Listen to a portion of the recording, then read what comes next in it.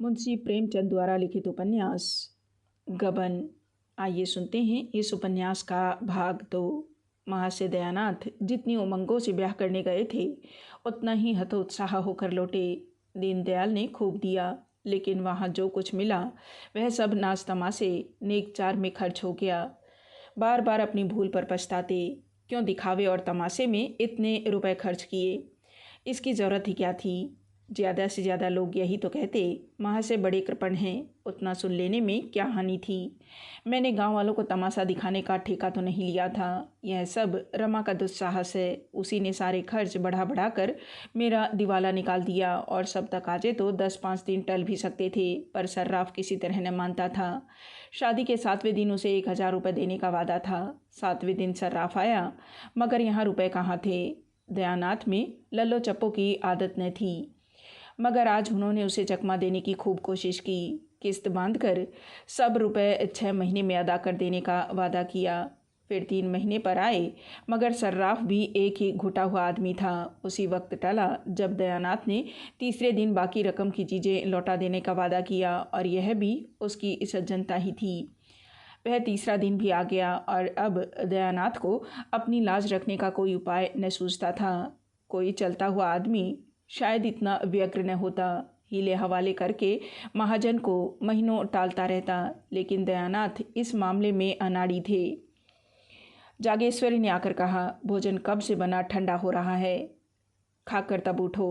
दयानाथ ने इस तरह गर्दन उठाई मानो सिर पर सैकड़ों मन का बोझ लदा हुआ है। बोले, तुम लोग जाकर खा लो, मुझे भूख नहीं है। जागेश्वरी, भूख क्यों नहीं है, रात भी तो कुछ नहीं खाया था। इस तरह दाना पानी छोड़ देने से महाजन के रुपए थोड़े ही अदा हो जाएंगे। दयानाथ, मैं सोचता हूँ उसे आज क्या जवाब दूंगा। मैं तो यह विवाह करके बुरा फंस गया। बहू कुछ गहने लौटा तो देगी। जागेश्वरी, बहू का हाल तो सुन चुके, फिर भी उससे ऐसी आशा रखते हो। उसकी टेक है कि जब तक चंद्रहार न बन जाएगा कोई गहना ही न पहनूंगी। सारे गहने संदूक में बंद कर रखे हैं, बस वही एक बिल्लौरी हार गले में डाले हुए है। बहुएं बहुत देखी, पर ऐसी बहू न देखी थी। फिर कितना बुरा मालूम होता है कि कल की आई बहू उससे गहने छीन लिए जाएं। दयानाथ ने चिढ़कर कहा, तुम तो जले पर नमक छिड़कती हो। बुरा मालूम होता है तो लाओ 1000 निकाल कर दे दो, महाजन को दे आऊं। देती हो? बुरा मुझे खुद मालूम होता है, लेकिन उपाय क्या है, गला कैसे छूटेगा।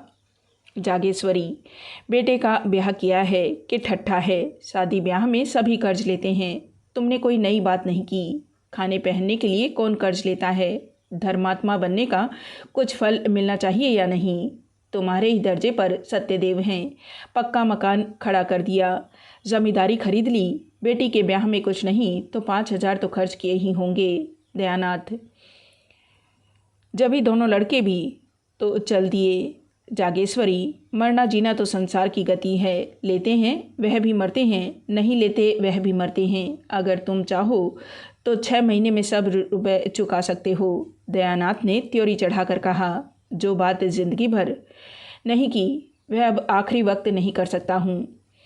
बहू से साफ साफ कह दो, उससे पर्दा रखने की ज़रूरत ही क्या है, और पर्दा रह ही कितने दिन सकता है। आज नहीं तो कल सारा हाल मालूम हो ही जाएगा। बस 3-4 चीज़ें लौटा दे तो काम बन जाए। तुम उससे एक बार कहो तो। जागेश्वरी झुंझला कर बोली, उससे तुम ही कहो, मुझसे तो न कहा जाएगा। सहसा रमानाथ टेनिस रैकेट लिए बाहर से आया।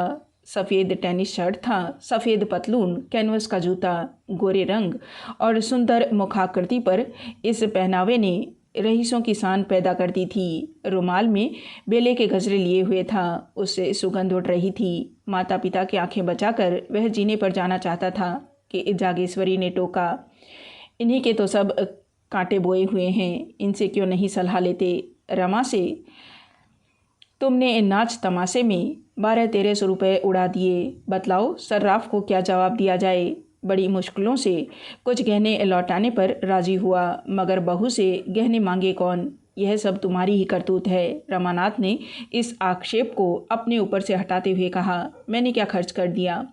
जो कुछ किया बाबूजी ने किया। हाँ, जो कुछ मुझसे कहा गया वह मैंने किया। रमानाथ के कथन में बहुत कुछ सत्य था। यदि दयानाथ की इच्छा न होती तो रमा क्या कर सकता था। जो कुछ हुआ उन्हीं की अनुमति से हुआ। रमानाथ पर इल्ज़ाम रखने से तो कोई समस्या हल न हो सकती थी। बोले, मैं तुम्हें इल्ज़ाम नहीं देता भाई, किया तो मैंने ही, मगर यह भला तो किसी तरह सिर से टालनी चाहिए। सर्राफ का तकाजा है, कल उसका आदमी आवेगा, उसे क्या जवाब दिया जाएगा। मेरी समझ में तो यही एक उपाय है कि उतने रुपए के गहने उसे लौटा दिए जाएं। गहने लौटा देने में ही वह झंझट हट जाएगा, लेकिन 10-20 रुपए के लोभ में लौटाने पर राजी हो जाएगा। तुम्हारी क्या सलाह है? रमानाथ ने शर्माते हुए कहा, मैं इस विषय में क्या सलाह दे सकता हूँ, मगर मैं इतना कह सकता हूँ कि इस प्रस्ताव को वह खुशी से मंजूर न करेगी। अम्मा तो जानती है कि चढ़ावे में चंद्रहार न जाने से उसे कितना बुरा लगा था। प्रण कर लिया है कि जब तक चंद्रहार न बन जाएगा कोई गहना न पहनूंगी। जागेश्वरी ने अपने पक्ष का समर्थन होते देख खुश होकर कहा, यही तो मैं इनसे कह रही हूँ। रमानाथ, रोना धोना मच जाएगा और इसके साथ घर का पर्दा भी खुल जाएगा। दयानाथ ने माथा सिकोड़ कर कहा, उससे पर्दा रखने की ज़रूरत ही क्या।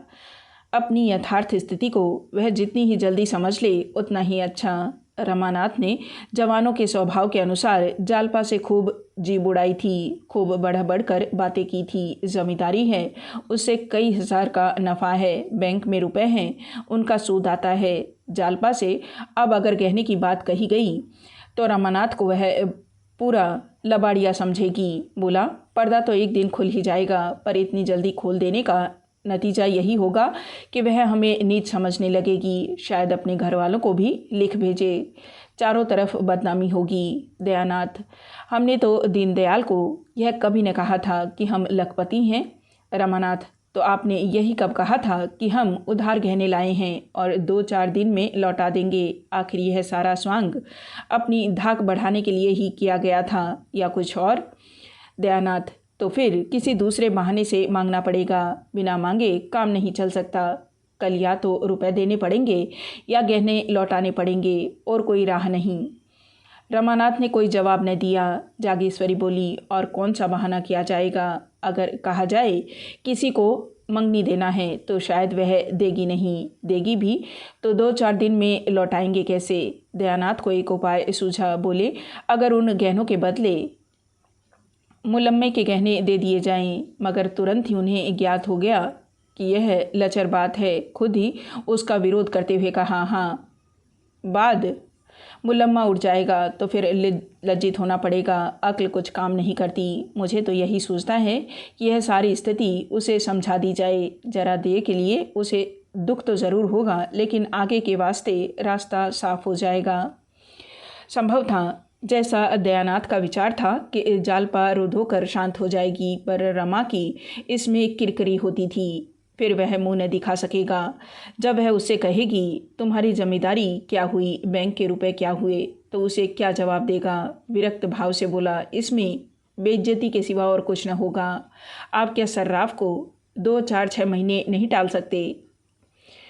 आप देना चाहें तो इतने दिनों में 1000-1200 रुपये बड़ी आसानी से दे सकते हैं। दयानाथ ने पूछा, कैसे?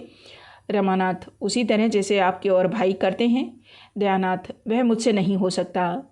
तीनों कुछ देर तक मौन बैठे रहे। दयानाथ ने अपना फैसला सुना दिया। जागेश्वरी और रमा को यह फैसला मंजूर न था, इसलिए अब इस गुत्थी के सुलझाने का भार उन्हीं दोनों पर था। जागेश्वरी ने भी एक तरह से निश्चय कर लिया था, दयानाथ को इस झक मारकर अपना नियम तोड़ना पड़ेगा। यह कहाँ की नीति है कि हमारे ऊपर संकट पड़ा हुआ हो और हम अपने नियमों का राग अलापे जाएं। रमानाथ बुरी तरह फंसा था। वह खूब जानता था कि पिताजी ने जो काम कभी नहीं किया वह आज न करेंगे। उन्हें जालपा से गहने मांगने में कोई संकोच न होगा, और यही वह न चाहता था। वह पछता रहा था कि मैंने क्यों जालपा से डींगे मारी। अब अपने मुंह की लाली रखने का सारा भार उसी पर था। जालपा की अनुपम छवि ने पहले ही दिन उस पर मोहिनी डाल दी थी। वह अपने सौभाग्य पर फूलाने समाता था। क्या यह घर ऐसी अनन्य सुंदरी के योग्य था? जालपा के पिता 5 रुपए के नौकर थे, पर जालपा ने कभी अपने घर में झाड़ू न लगाई थी, कभी अपनी धोती न छाटी थी, अपना बिछावन न बिछाया था, यहाँ तक कि अपनी धोती की खींच तक न सी थी। दयानाथ 50 रुपये पाते थे, पर यहाँ केवल चौका बासन करने के लिए मेहरी थी। बाकी सारा काम अपने ही हाथों करना पड़ता था। जालपा शहर और देहात का फ़र्क क्या जाने, शहर में रहने का उसे कभी अवसर ही न पड़ा था। वह कई बार पति और सास से साश्चर्य पूछ चुकी थी, क्या यहाँ कोई नौकर नहीं है? जालपा के घर दूध दही घी की कमी नहीं थी। यहाँ बच्चों को भी दूध मयस्सर न था। इन सारे अभावों की पूर्ति के लिए रमानाथ के पास मीठी मीठी बड़ी बड़ी बातों के सिवा और क्या था। घर का किराया 5 रुपये था, रमानाथ ने 15 बतलाए थे। लड़कों की शिक्षा का खर्च मुश्किल से 10 रुपये था, रमानाथ ने 40 बतलाए थे। उस समय उसे इसकी ज़रा भी शंका न थी कि एक दिन सारा भंडा फट जाएगा। मिथ्या दूरदर्शी नहीं होता, लेकिन वह दिन इतनी जल्दी आएगा यह कौन जानता था। अगर उसने ये डींगे न मारी होती तो जागेश्वरी की तरह वह भी सारा भार दयानाथ पर छोड़कर निश्चिंत हो जाता। लेकिन इस वक्त वह अपने ही बनाए हुए जाल में फंस गया था। कैसे निकले? उसने कितने ही उपाय सोचे, लेकिन कोई ऐसा न था जो आगे चलकर उसे उलझनों में न डाल देता, दलदल में न फंसा देता। एकाएक उसे एक चाल सूझी, उसका दिल उछल पड़ा, पर इस बात को वह मुंह तक न ला सका। ओह, कितनी नीचता है, कितना कपट, कितनी निर्दयता! अपनी प्रेयसी के साथ ऐसी धूर्तता! उसके मन ने उसे धिक्कारा। अगर इस वक्त उसे कोई 1000 रुपये दे देता तो वह उसका उम्र भर के लिए गुलाम हो जाता। दयानाथ ने पूछा, कोई बात सूझी? मुझे तो कुछ नहीं सूझता। कोई उपाय सोचना ही पड़ेगा, आप ही सोचिए। मुझे तो कुछ नहीं सूझता। क्यों नहीं उससे 2-3 गहने मांग लेते? तुम चाहो तो ले सकते हो, हमारे लिए मुश्किल है। मुझे शर्म आती है। तुम विचित्र आदमी हो, न खुद मांगोगे न मुझे मांगने दोगे, तो आखिर यह नाव कैसे चलेगी? मैं एक बार नहीं 1000 बार कह चुका कि मुझसे कोई आशा मत रखो। मैं अपने आखिरी दिन जेल में नहीं काट सकता। इसमें शर्म की क्या बात है?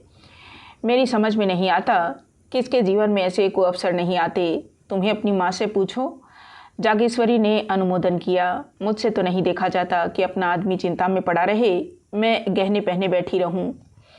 नहीं तो आज मेरे पास भी गहने न होते। एक एक करके सब निकल गए। विवाह में 5000 से कम का चढ़ावा नहीं गया था, मगर 5 ही साल में सब स्वाहा हो गया। तब से एक छल्ला बनवाना भी नसीब न हुआ। दयानाथ जोर देकर बोले, शर्म करने का यह अवसर नहीं है, इन्हें मांगना पड़ेगा। रमानाथ ने झेपते हुए कहा, मैं मांग तो नहीं सकता, कहिए उठा लाऊं? यह कहते कहते लज्जा, क्षोभ और अपनी नीचता के ज्ञान से उसकी आंखें सजल हो गई। दयानाथ ने भौचक होकर कहा, उठा लाओगे? उससे छिपाकर? रमानाथ ने तीव्र कंठ से कहा, और आप क्या समझ रहे हैं? दयानाथ ने माथे पर हाथ रख लिया और एक क्षण के बाद आहत कंठ से बोले, नहीं, मैं ऐसा न करने दूंगा। मैंने छल कभी नहीं किया और न कभी करूंगा, वह भी अपनी बहू के साथ। छी छी, जो काम सीधे से चल सकता है उसके लिए यह फरेब। कहीं उसकी निगाह पड़ गई तो समझते हो वह तुम्हें दिल में क्या समझेगी?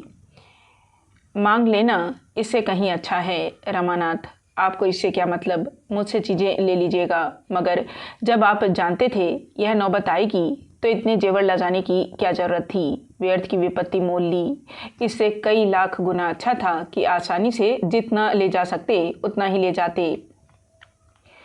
उस भोजन से क्या लाभ कि पेट में पीड़ा होने लगे। मैं तो समझ रहा था कि आपने कोई मार्ग निकाल लिया होगा। मुझे क्या मालूम था कि आप मेरे सिर पर यह मुसीबतों की टोकरी पटक देंगे, वरना मैं उन चीज़ों को कभी न ले जाने देता।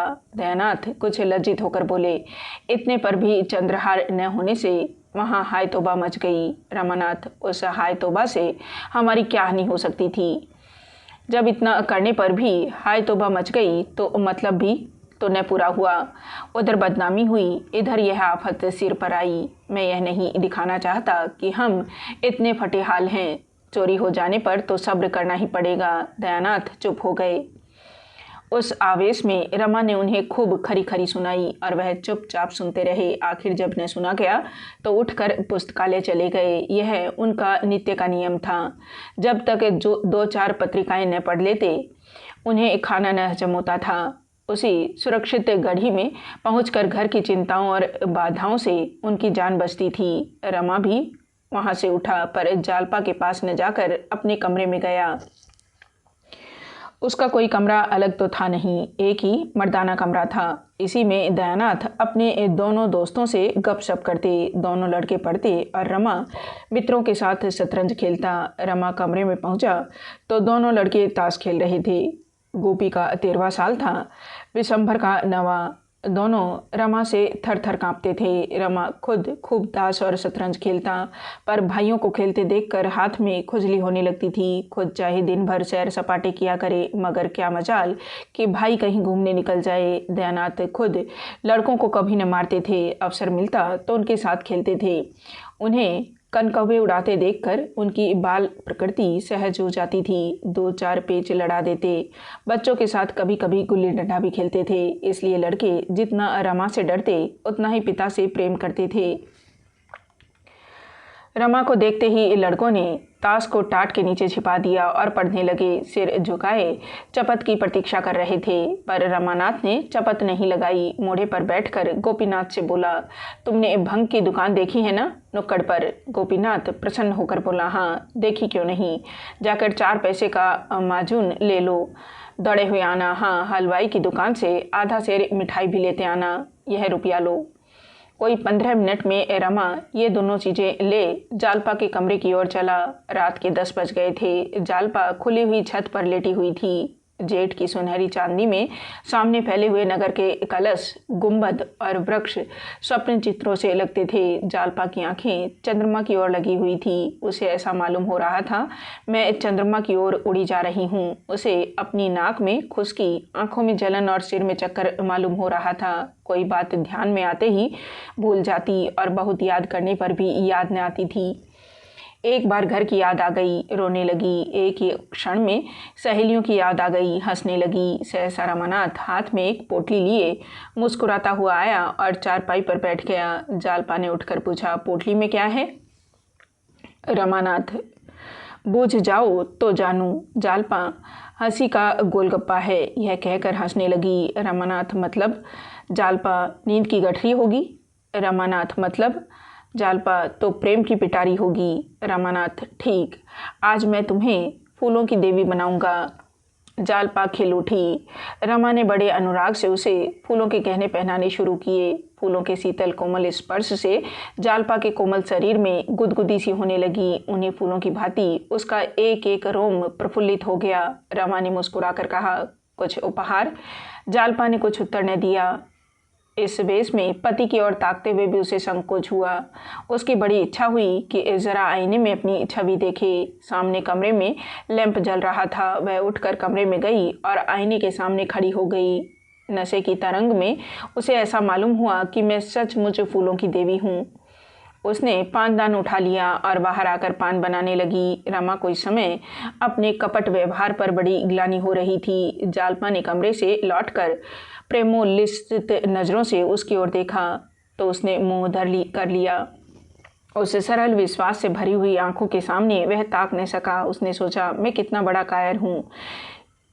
क्या मैं बाबूजी को साफ साफ जवाब न दे सकता था? मैंने हामी ही क्यों भरी? क्या जालपा से घर की दशा साफ साफ कह देना मेरा कर्तव्य न था? उसकी आंखें भर आई। जाकर मुंडेर के पास खड़ा हो गया। प्रणय के उस निर्मल प्रकाश में उसका मनोविकार किसी भयंकर जंतु की भांति घूरता हुआ जान पड़ता था। उसे अपने ऊपर इतनी घृणा हुई कि एक बार जी में आया सारा कपट व्यवहार खोल दूं, लेकिन संभल गया। कितना भयंकर परिणाम होगा। जालपा की नज़रों से फिर जाने की कल्पना ही उसके लिए असह्य थी। जालपा ने प्रेम सरस नज़रों से देखकर कहा, मेरे दादाजी तुम्हें देख कर गए और अम्मा जी से तुम्हारा बखान करने लगे। तो मैं सोचती थी कि तुम कैसे होगे। मेरे मन में तरह तरह के चित्र आते थे। रमानाथ ने एक लंबी सांस खींची, कुछ जवाब न दिया। जालपा ने फिर कहा, मेरी सखियां तुम्हें देखकर मुग्ध हो गई। शहजादी तो खिड़की के सामने से हटती ही न थी। तुमसे बातें करने की उसकी बड़ी इच्छा थी। जब तुम अंदर गए थे तो उसी ने तुम्हें पान के बीड़े दिए थे, याद है? रमा ने कोई जवाब न दिया। जालपा, अजी, वही जो रंग रूप में सबसे अच्छी थी, जिसके गाल पर एक तिल था। तुमने उसकी ओर बड़े प्रेम से देखा था। बेचारी लाज के मारे गड़ गई थी। मुझसे कहने लगी, जीजा तो बड़े रसिक जान पड़ते हैं। सखियों ने उसे खूब चिढ़ाया। बेचारी रुआसी हो गई। याद है? रमा ने मानो नदी में डूबते हुए कहा। मुझे तो याद नहीं आता। जालपा, अच्छा, अब की चलोगे तो दिखा दूंगी। आज तुम बाजार की तरफ गए थे कि नहीं? रमा ने फिर सिर झुकाकर कहा। आज तो फुर्सत ही नहीं मिली। जालपा, जाओ, मैं तुमसे न बोलूँगी। रोज हीले हवाले करते हो। अच्छा, कल ला दोगे ना? रमानाथ का कलेजा महसूस उठा। यह चंद्रहार के लिए इतनी विकल हो रही है, इसे क्या मालूम कि दुर्भाग्य इसका सर्वस्व लूटने का सामान कर रहा है। जिस सरल बालिका पर उसे अपने प्राणों को न्योछावर करना चाहिए था, उसी का सर्वस्व अपहरण करने पर वह तुला हुआ है। वह इतना अव्यग्र हुआ कि जी में आया कोठे से कूदकर प्राणों का अंत कर दे। आधी रात बीत चुकी थी। चंद्रमा चोर की भांति एक वृक्ष की आड़ से झांक रहा था। जालपा पति के गले में हाथ डाले हुए निद्रा में मग्न थी। रमा मन में विकट संकल्प करके धीरे से उठा, पर निद्रा की गोद में सोए हुए पुष्प प्रदीप ने उसे अस्थिर कर दिया। वह एक क्षण खड़ा मुग्ध नजरों से जालपा के निद्रा विहसित मुख की ओर देखता रहा। कमरे में जाने का साहस न हुआ, फिर लेट गया। जालपा ने चौंक कर पूछा, कहाँ जाते हो? क्या सवेरा हो गया? रमानाथ, अभी तो बड़ी रात है। जालपा, तो तुम बैठे क्यों हो? रमानाथ, कुछ नहीं, जरा पानी पीने उठा था। जालपा ने प्रेमातुर होकर रमा के गले में बाहें डाल दी और उसे सुलाकर कहा, तुम इस तरह मुझ पर टोना करोगे तो मैं भाग जाऊंगी। न जाने किस तरह ताकते हो, क्या करते हो, क्या मंत्र पढ़ते हो कि मेरा मन चंचल हो जाता है। बासंती सच कहती थी, पुरुषों की आंख में टोना होता है। रमा ने फटे हुए स्वर में कहा, टोना नहीं कह रहा हूँ, आंखों की प्यास बुझा रहा हूँ। दोनों फिर सोए, एक उल्लास में डूबी हुई, दूसरा चिंता में मग्न। 3 घंटे और गुजर गए। द्वादशी के चांद ने अपना विश्व दीपक बुझा दिया। प्रभात की शीतल समीर प्रकृति को मद के प्याले पिलाती फिरती थी। आधी रात तक जागने वाला बाजार भी सो गया। केवल रमा अभी तक जाग रहा था। मन में भांति भांति के तर्क वितर्क उठने के कारण वह बार बार उठता था और फिर लेट जाता था। आखिर जब 4 बजने की आवाज़ कान में आई तो घबरा कर उठ बैठा और कमरे में जा पहुंचा। गहनों का संदूकचा अलमारी में रखा हुआ था। रमा ने उसे उठा लिया और थर थर कांपता हुआ नीचे उतर गया। इस घबराहट में उसे इतना अवकाश न मिला कि वह कुछ गहने छांट कर निकाल लेता। दयानाथ नीचे बरामदे में सो रहे थे।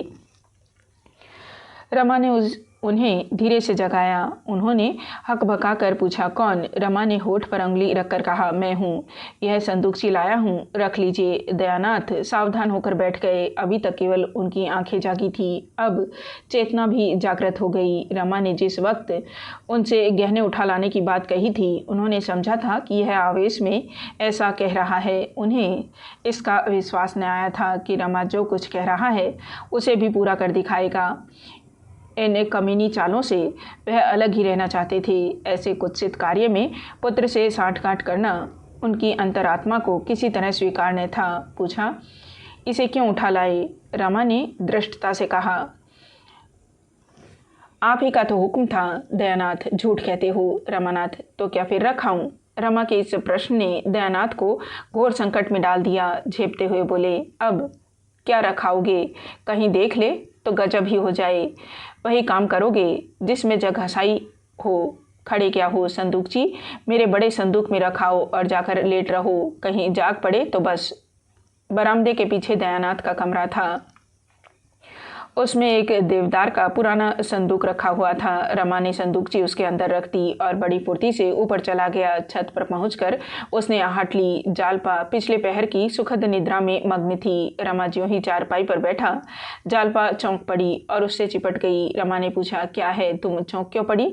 जालपा ने इधर उधर प्रसन्न नजरों से ताक कर कहा, कुछ नहीं, एक स्वप्न देख रही थी। तुम बैठे क्यों हो? कितनी रात है अभी? रमा ने लेटते हुए कहा, सवेरा हो रहा है। क्या स्वप्न देखती थी? जालपा, जैसे कोई चोर मेरे गहनों की संदूकची उठाए लिए जाता हो। रमा का हृदय इतने जोर से धक धक करने लगा मानो उस पर हथौड़े पड़ रहे हैं। खून सर्द हो गया, परंतु संदेह हुआ कहीं इसने मुझे देख तो नहीं लिया। वह जोर से चिल्ला पड़ा, चोर चोर। नीचे बरामदे में दयानाथ भी चिल्ला उठे, चोर चोर। जालपा घबरा कर उठी, दौड़ी हुई कमरे में गई, झटके से अलमारी खोली, संदूकची वहां न थी। मूर्छित होकर फिर गिर पड़ी। सवेरा होते ही दयानाथ गहने लेकर सर्राफ के पास पहुंचे और हिसाब करने लगे। सर्राफ के 1500 रुपये आते थे, मगर वह केवल 1500 रुपये के गहने लेकर संतुष्ट न हुआ। बिके हुए गहनों को वह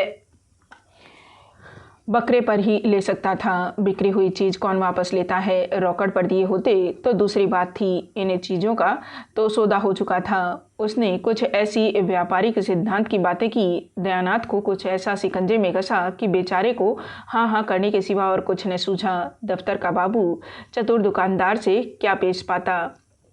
1500 रुपये में 2500 रुपये के गहने भी चले गए, ऊपर से 50 रुपये और बाकी रह गए। इस बात पर पिता पुत्र में कई दिन खूब वाद विवाद हुआ। दोनों एक दूसरे को दोषी ठहराते रहे। कई दिन आपस में बोलचाल बंद रही, मगर इस चोरी का हाल गुप्त रखा गया। पुलिस को खबर हो जाती तो भंडा फट जाने का भय था। जालपा से यही कहा गया कि माल तो मिलेगा नहीं, व्यर्थ का झंझट भले ही होगा।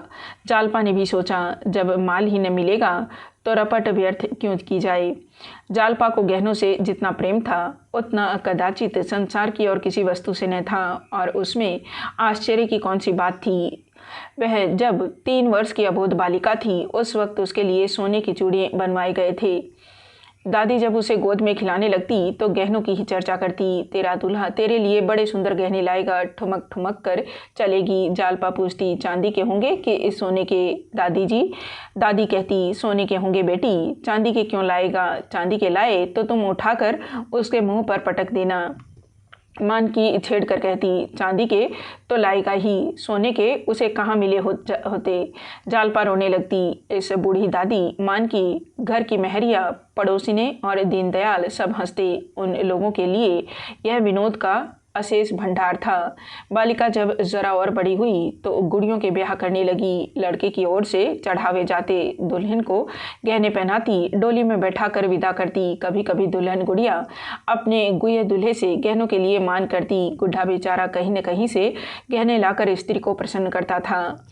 उन्हीं दिनों बिसाती ने उसे वह चंद्रहार दिया जो अब तक उसके पास सुरक्षित था। जरा और बड़ी हुई तो बड़ी बूढ़ियों में बैठकर गहनों की बातें सुनने लगी। महिलाओं के उस छोटे से संसार में इसके सिवा और कोई चर्चा ही न थी।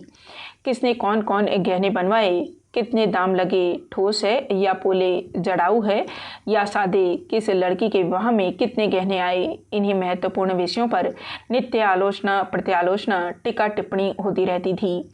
कोई दूसरा विषय इतना रोचक, इतना ग्राह्य हो ही नहीं सकता था। इस आभूषण मंडित संसार में पली हुई जालपा का यह आभूषण प्रेम स्वाभाविक ही था। महीने भर से ऊपर हो गया उसकी दशा ज्यों की त्यों है।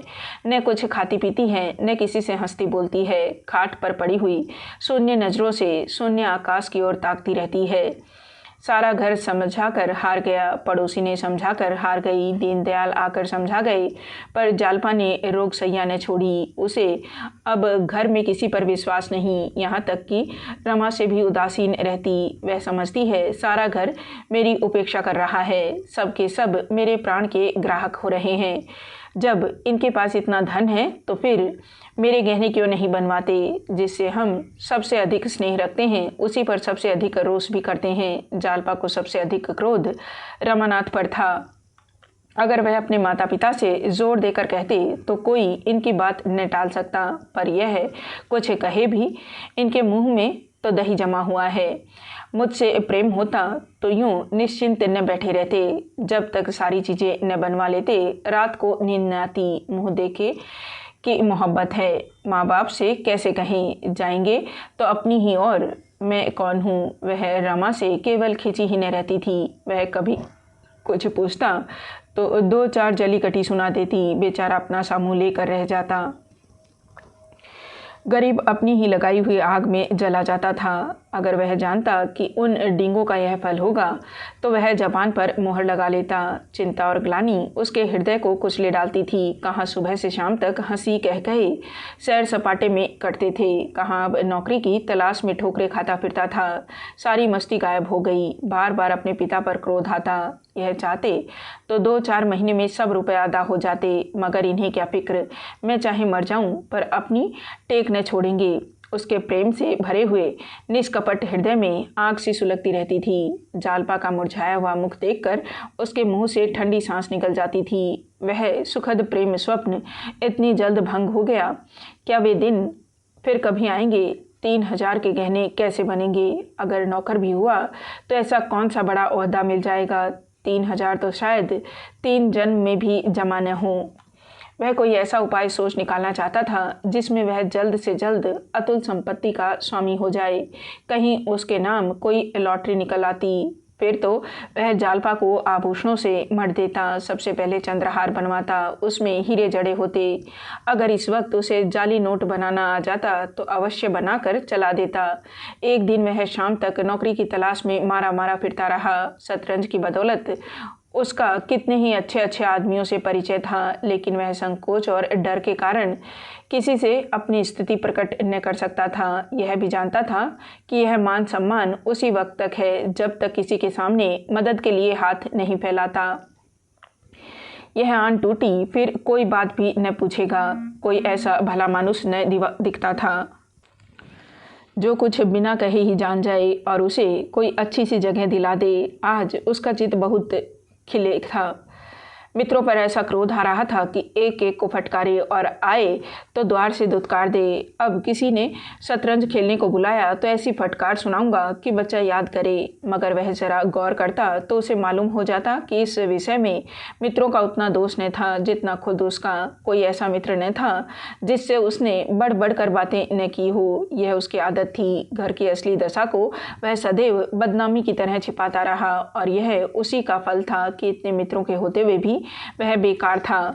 वह किसी से अपनी मनोव्यथा न कह सकता था और मनोव्यथा सांस की भांति अंदर घुटकर असह्य हो जाती है। घर में आकर मुंह लटकाए हुए बैठ गया। जागेश्वरी ने पानी लाकर रख दिया और पूछा, आज तुम दिन भर कहाँ रहे?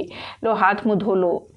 रमा ने लोटा उठाया ही था कि जालपा ने आकर उग्र भाव से कहा, मुझे मेरे घर पहुंचा दो इसी वक्त। रमा ने लोटा रख दिया और उसकी ओर इस तरह ताकने लगा मानो उसकी बात समझ में न आई हो। जागेश्वरी बोली, भला इस तरह कहीं बहू बेटियां विदा होती हैं? कैसी बात कहती हो बहू? जालपा, मैं उन बहू बेटियों में नहीं हूँ। मेरा जिस वक्त जी चाहेगा जाऊंगी, जिस वक्त जी चाहेगा आऊंगी। मुझे किसी का डर नहीं है। जब यहाँ कोई मेरी बात नहीं पूछता तो मैं भी किसी को अपना नहीं समझती। सारे दिन अनाथों की तरह पड़ी रहती हूँ, कोई झांकता तक नहीं। मैं चिड़िया नहीं हूँ जिसका पिंजड़ा दाना पानी रख कर बंद कर दिया जाए। मैं भी आदमी हूँ। अब इस घर में मैं क्षण भर न रुकूंगी। अगर कोई मुझे भेजने न जाएगा तो अकेली चली जाऊंगी। राह में कोई भेड़िया नहीं बैठा है जो मुझे उठा ले जाएगा, और उठा भी ले जाए तो क्या गम। यहाँ कौन सा सुख भोग रही हूँ। रमा ने सावधान होकर कहा, आखिर कुछ मालूम भी तो हो, क्या बात हुई? जालपा, बात कुछ नहीं हुई। अपना जी है, यहाँ नहीं रहना चाहती। रमानाथ, भला इस तरह जाओगी तो तुम्हारे घर वाले क्या कहेंगे? कुछ यह भी तो सोचो। जालपा, यह सब कुछ सोच चुकी हूँ और ज़्यादा नहीं सोचना चाहती। मैं जाकर अपने कपड़े बांधती हूँ और इसी गाड़ी से जाऊँगी। यह कहकर जालपा ऊपर चली गई। रमा भी पीछे पीछे यह सोचता हुआ चला, इसे कैसे शांत करूं। जालपा अपने कमरे में जाकर बिस्तर लपेटने लगी कि रमा ने उसका हाथ पकड़ लिया और बोला, तुम्हें मेरी कसम, जो इस वक्त जाने का नाम लो। जालपा ने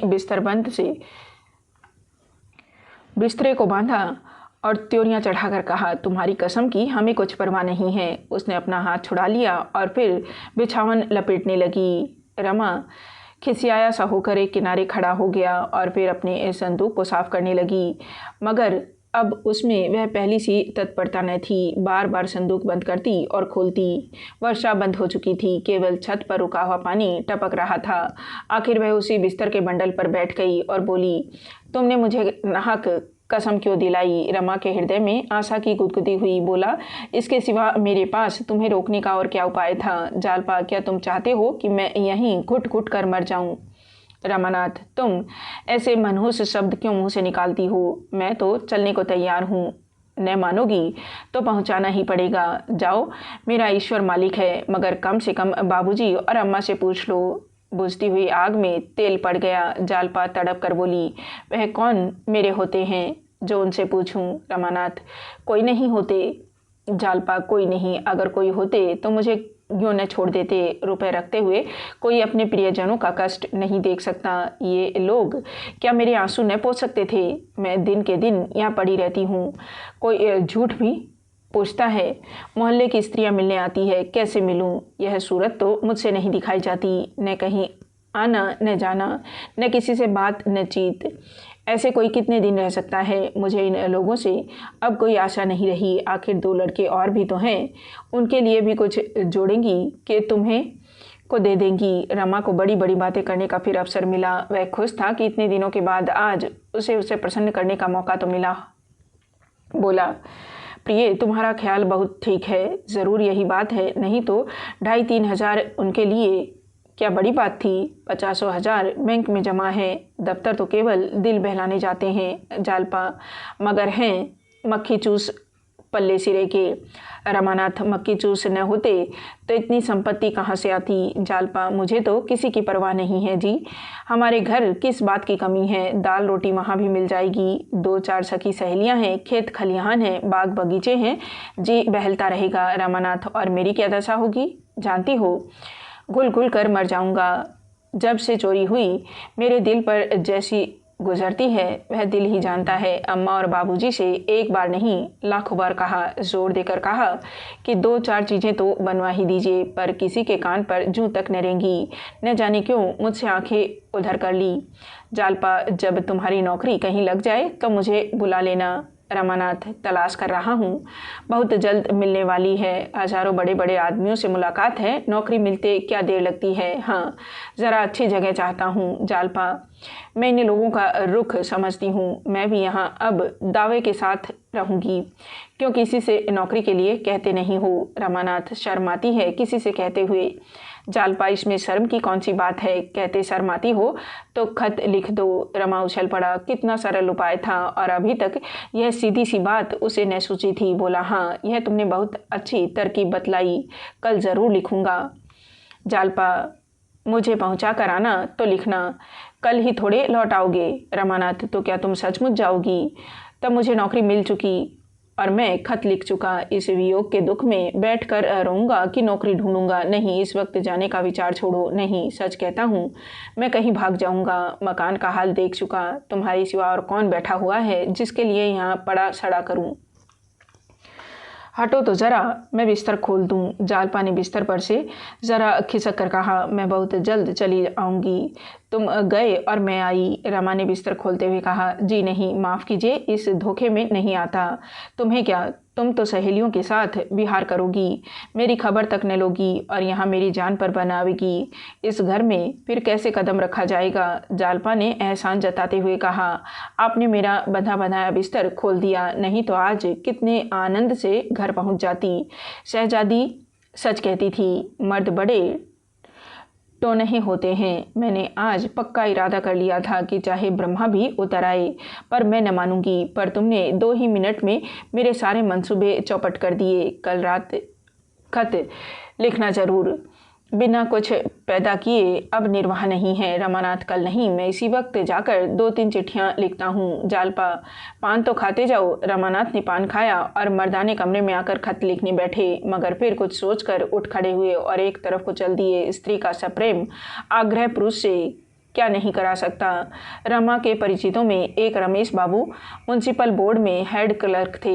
उम्र तो 40 के ऊपर थी, पर थे बड़े रसिक। शतरंज खेलने बैठ जाते तो सवेरा कर देते, दफ्तर भी भूल जाते। न आगे नाथ न पीछे पगाहा। जवानी में स्त्री मर गई थी, दूसरा विवाह नहीं किया। उस एकांत जीवन में सिवा विनोद के और क्या अवलंब था? चाहते तो हजारों के वारे न्यारे करते, पर रिश्वत की कौड़ी भी हराम समझते थे। रमा से बड़ा स्नेह रखते थे, और कौन ऐसा निठल्ला था जो रात रात भर उनसे शतरंज खेलता। आज कई दिन से बेचारे बहुत व्याकुल हो रहे थे। शतरंज की एक बाजी भी न हुई थी। अखबार कहाँ तक पढ़ते। रमा इधर 2-1 बार आया अवश्य, पर बिसात पर न बैठा। रमेश बाबू ने मोहरे बिछा दिए। उसको पकड़ कर बैठाया, पर वह बैठा नहीं। वह क्यों शतरंज खेलने लगा? बहू आई है, उसका मुंह देखेगा, उससे प्रेमालाप करेगा कि इस बूढ़े के साथ शतरंज खेलेगा। कई बार जी में आया उसे बुलवाए, पर यह सोचकर कि वह क्यों आने लगा, रह गए। कहाँ जाए, सिनेमा ही देखाएं, किसी तरह समय तो कटे।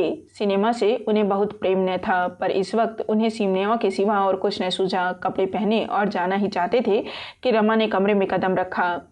रमेश उसे देखते ही गेंद की तरह लुढ़क कर द्वार पर जा पहुंचे और उसका हाथ पकड़कर बोले, आइए आइए बाबू रमानाथ साहब बहादुर, तुम तो इस बूढ़े को बिल्कुल ही भूल गए। हाँ भाई, अब क्यों आओगे? प्रेमिका की रसीली बातों का आनंद यहाँ कहाँ? चोरी का कुछ पता चला? रमानाथ, कुछ भी नहीं। रमेश, बहुत अच्छा हुआ, थाने में रपट नहीं लिखाई, नहीं 100-200 के मत्थे और जाते। बहू को तो बड़ा दुख हुआ होगा। रमानाथ, कुछ पूछिए मत, तभी से दाना पानी छोड़ रखा है, मैं तो तंग आ गया। जी में आता है कहीं भाग जाऊं, बाबूजी सुनते नहीं। रमेश, बाबूजी के पास क्या काई का खजाना रखा हुआ है? अभी 4-5 हज़ार खर्च किए हैं, फिर कहाँ से लाकर गहने बनवा दे? 10-20 हज़ार रुपये होंगे तो अभी तो बच्चे भी तो सामने हैं, और नौकरी का भरोसा ही क्या कि 50 रुपये होता ही क्या है। रमानाथ, मैं तो मुसीबत में फंस गया। अब मालूम होता है कहीं नौकरी करनी पड़ेगी। चैन से खाते और मौज उड़ाते थे, नहीं तो बैठे बैठाए इस मायाजाल में फंसे। अब बतलाइए, है कहीं नौकरी चाकरी का सहारा? रमेश ने ताक पर से मोहरे बिछात उतारते हुए कहा, आओ एक बाजी हो जाए, फिर इस मामले को सोचें। इसे जितना आसान समझ रहे हो उतना आसान नहीं है। अच्छे अच्छे धक्के खा रहे हैं। रमानाथ, मेरा तो इस वक्त खेलने को जी नहीं चाहता।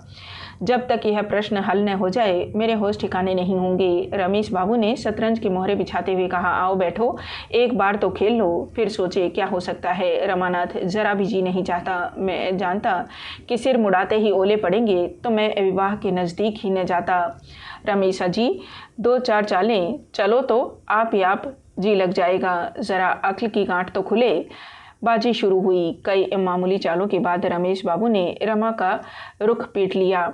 रमानाथ, ओह क्या गलती हुई। रमेश बाबू की आंखों में नशे की सी लाली छाने लगी। शतरंज उनके लिए शराब से कम मादक न था। बोले, मोहनी तो अच्छी हुई, तुम्हारे लिए मैं एक जगह सोच रहा हूँ, मगर वेतन बहुत कम है, केवल 30 रुपये।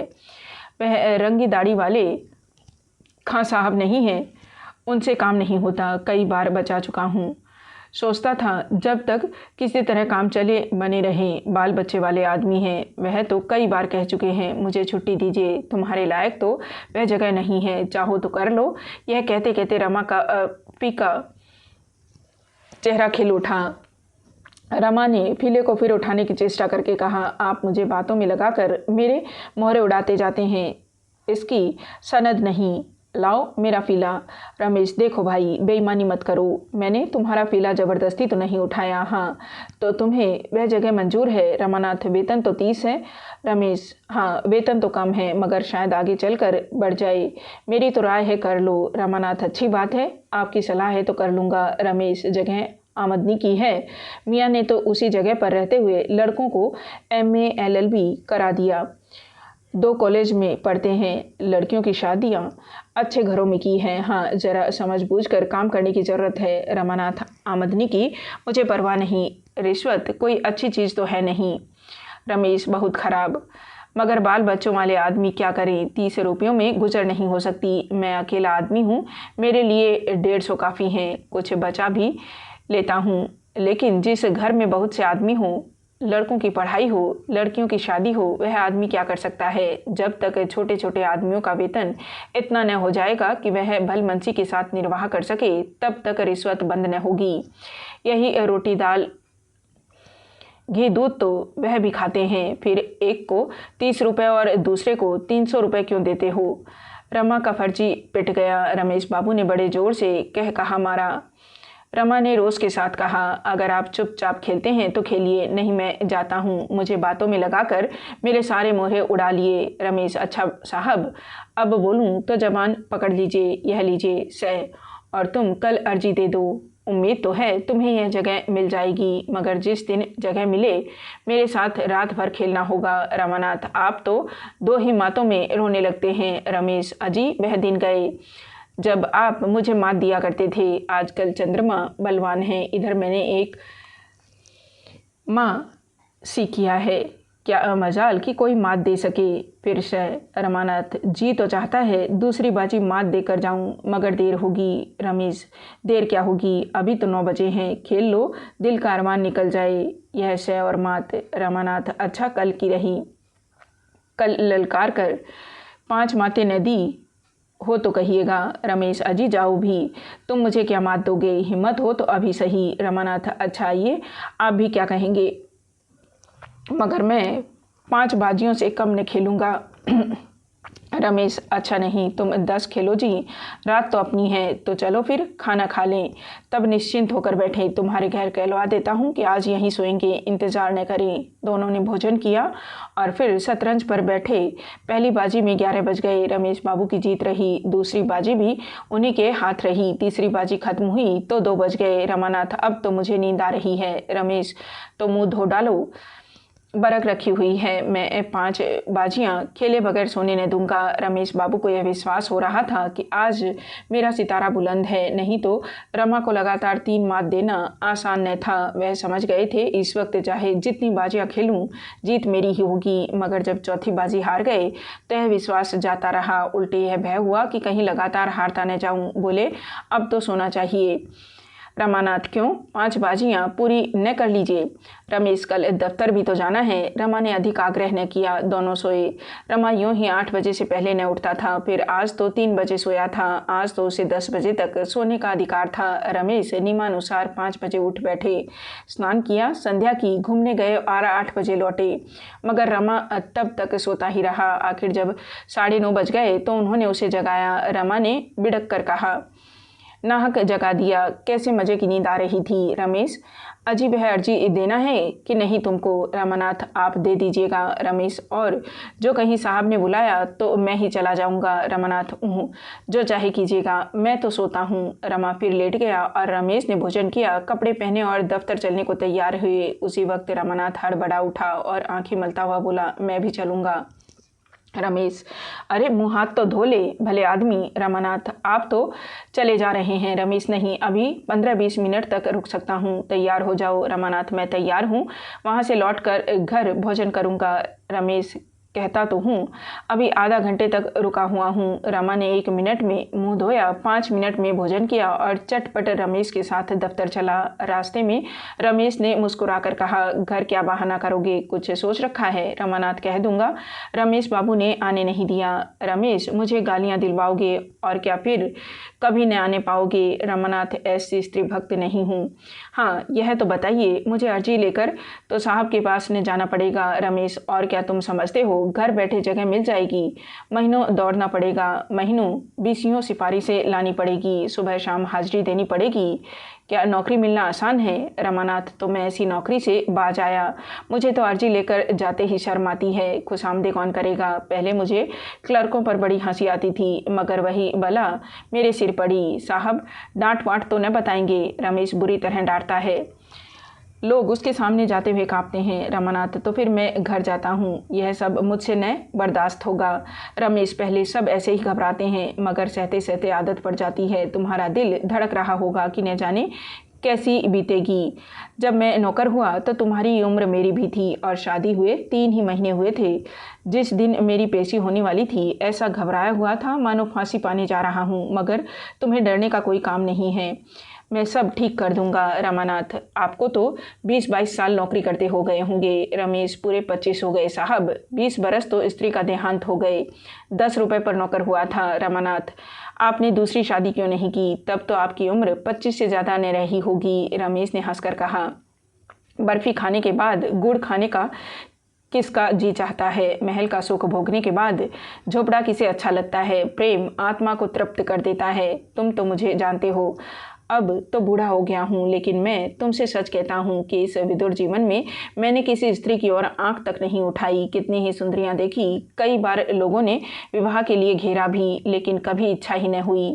उस प्रेम की मधुर स्मृतियों में मेरे लिए प्रेम का सजीव आनंद भरा हुआ है। यूँ बातें करते हुए दोनों आदमी दफ्तर पहुँच गए।